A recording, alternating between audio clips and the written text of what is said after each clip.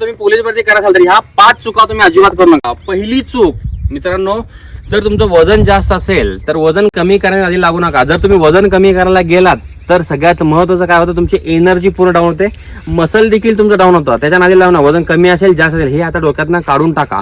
हे 3 इव्हेंटकडे फोकस करा.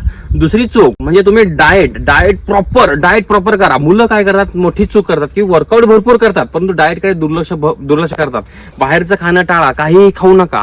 2-3 महिने जिभेवरती कंट्रोल ठेवा, 100% तुम्हाला रिझल्ट येईल. शुगर पूर्ण कट ऑफ करा, काही अडचण येणार नाही. तिसरी महत्वाची चूक म्हणजे तुम्ही दिवसभरामध्ये पाणी भरपूर प्या. मुलं काय करतात, वर्कआउट करा परंतु पाणी अभ्यासाला बसले, इकडे बसले तर पाणी खूप कमी पितात.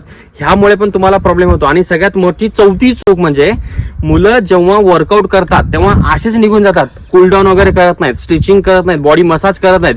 तर हे बॉडी मसाज कूलडाऊन हे खूप महत्वाचं आहे. वर्कआउटला आल्यानंतर स्ट्रेचिंग करा, मग नंतर वर्कआउट करा. वर्कआउट झाल्यानंतर मग तुम्ही बॉडी पूर्ण कूलडाऊन करा चांगल्या प्रकारे, ठीक आहे. आणि 5वी सगळ्यात महत्त्वाची म्हणजे झोप.